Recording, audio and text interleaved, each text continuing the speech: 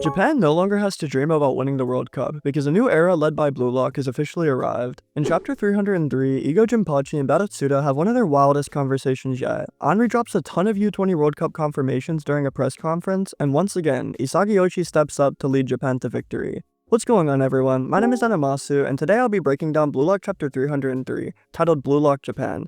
If you enjoy staying up to date with Blue Lock or just want to support the channel, be sure to click that subscribe button, drop a comment, or check out the community Discord link below. Without further ado, let's get into it, and as always, thank you so much for tuning in.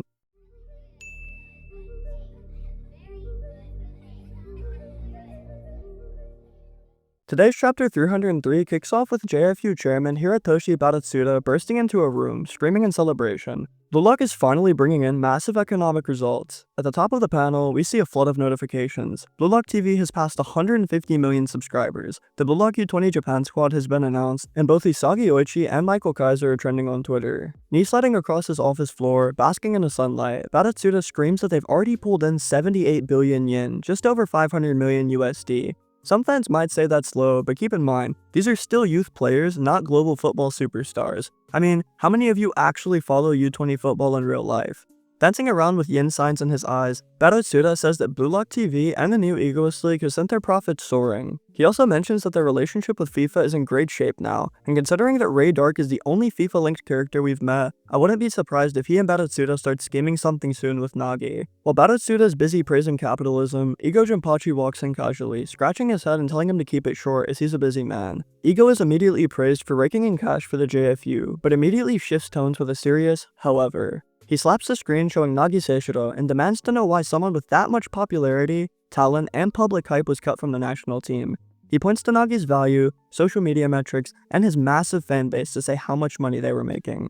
Igo, unfazed though, says that the rules are rules, and the decision is final. But Baratsuda pushes back hard, saying the internet is melting down, calling Igo an asshole and begging for Nagi's return. He even suggests doing another selection or bringing him back via wildcard. From a business perspective, Nagi's a gold mine. But Igo shuts him down without hesitation, calling him a money-grubbing tanuki, which is basically a Japanese raccoon dog, which are actually pretty cute. Igo stares him down and declares that he is a god when it comes to Blue Lock. He controls everything. Just then, the scene transitions to Henri at a press conference, standing proudly in front of a packed crowd. She opens by stating that Blue Lock was created with one single goal, to make Japan the best football nation in the world. She then goes on to recap the journey so far. Phase 1 started with 300 players and narrowed down to just 35. After winning against Japan's original U20 national team, Blue Lock earned the right to represent the country. Then came Phase 2, the new Egoist League, which trimmed the roster to a final 23-man squad.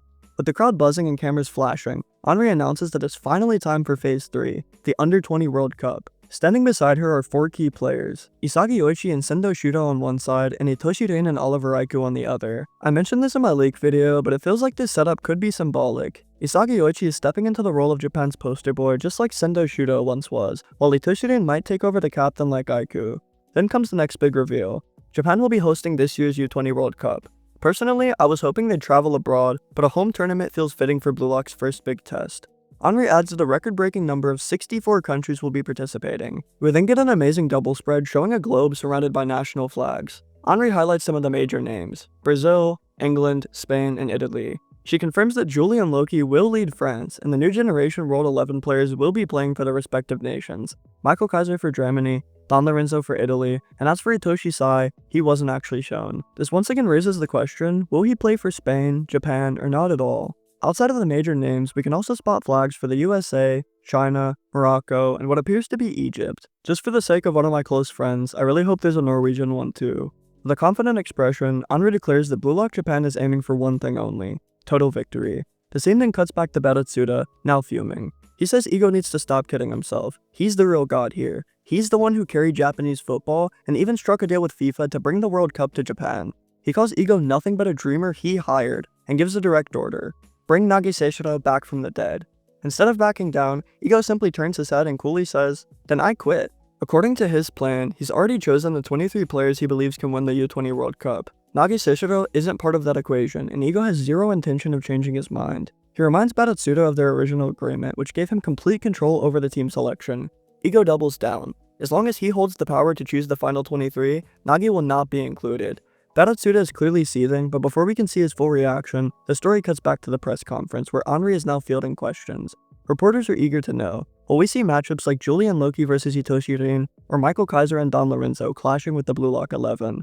With pride in her voice, Henri confirms that yes, those matchups are on the horizon. She explains that while the U20 World Cup has always been viewed as a little brother to the main event, things are different this year. Thanks to Blue Lock's explosive success in the new Egoist League and the global popularity of Blue Lock TV, this tournament has captured the world's attention. Just like how summer high school basketball grips Japan, this U20 World Cup is shaping up to be just as iconic.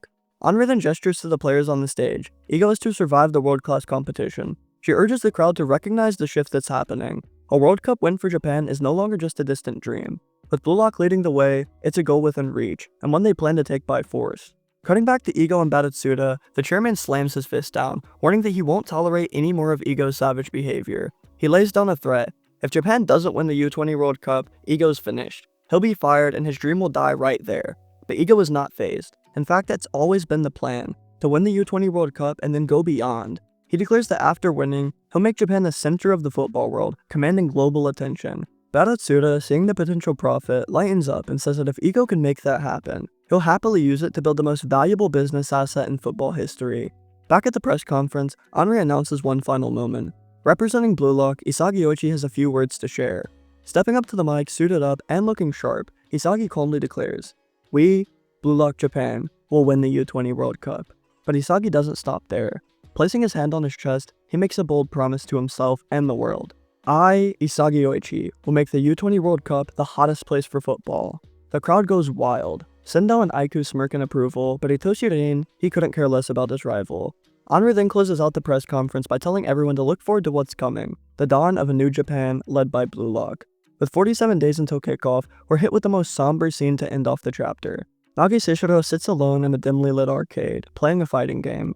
On screen, his character struggles to stand up. A flashing continue screen prompt appears with a countdown timer. Nagi stares at it with a blank expression, his eyes dull and lifeless. Even I'm not sure what's next for him, but this 100% has to be a hint that he's coming back, especially in the context of this chapter. And that brings us to the newest chapter title, Patron of Dreams, set to drop on May 26th. My guess, this will focus on Baratsuda and his desire to bring Nagi back, possibly using his FIFA connections. Maybe he reaches out to Ray Dark to find a workaround, but realistically, I don't think it would be viable for Nagi to join any other nation and still benefit the JFU financially. And with how stubborn Ego is and the themes of the story, I don't see how Nagi could return to Blue Lock Japan either. Considering that the episode Nagi's side manga just ended though, and the author referred to Nagi as one of the main characters of the Blue Lock series, I feel like something has to happen to bring him back. Anyways, make sure to drop your thoughts and theories down below. As always, thank you all so much for watching and supporting the channel. If you enjoy staying up to date with Blue Lock, or just haven't yet, make sure to subscribe to the channel, leave that comment, and join the community Discord. All that good stuff is linked down below. I'll catch you all in the next video, and until then, peace out.